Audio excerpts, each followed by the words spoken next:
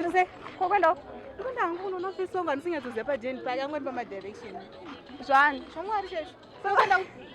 Ndivenda ngompa pemji wangu. Unoba kwenda. Sokothi ungoniperekeza tozongibathirana kwakho thi mbesana kama intrombo zobangimboziya bakho. Kuthi sizoziya kamngani. Asimungita fasting about time. Sizombononoki. Sakabona phambili. Aseka yonke mama. Baba ukuthi akunditisa mafindi fo abantu athi ndakanyura. Hayi akandiramba nonongozvisungirisa. Santori. Ndokutaurira. Nje. Amusazo delay. Maya. Nditochikiro dende asati ungosvika momzo wake varipo. Nongozikana natete kana mudhara obviously movha anenge ane papazi apa padeni pacho.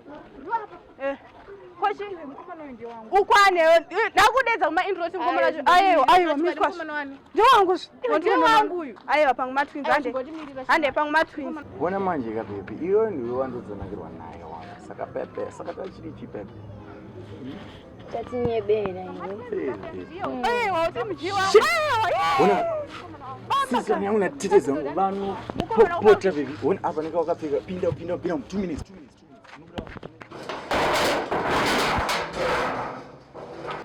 ya mawana ndo anonzi mawana hash warerera simurume shut bobo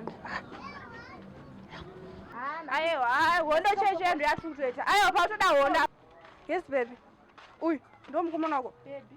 esikani base unopenga ayo bobo Kondiani wako? ndi base wangu Kongo chiti mukomana wako pakita seyo. unjani wako ibase wangu chinobaisa sinokupunayi tinokuita kupuranaza mai manje ayo play down mukona chichi kuti muri mabase yangu ingwa Mabesti. kwakurasika papi nebase kwakurasika papi nebase hanzi kurasika papi kone best Kongo chintu zandiyomba kwakwana. sadaro base kuyo base kuda sei futi imwe ndatinoyana tu chibaba mukada undikanganisira inini manje ini nanditwe yoyo ini nanditwe yoyo chibaba mai ona mimi play down uye pana apa titaure zvinowirira uye tinzi uona chi apana papi pacho maiziya samuona chikuitika panapa ndechekudayo munyika munomu vakadzi makawandisa saka you have to learn to share apafani kuita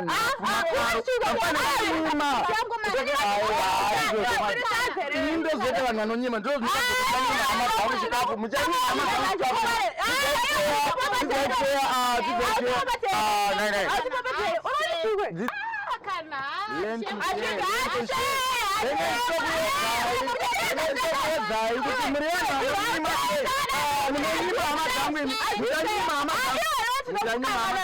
ngadzinyimwe ngadzife kondiani futi ma auti ma muri mama ake musiri musikana wake koni noti ndiri musikana wake saka ari kuti chiko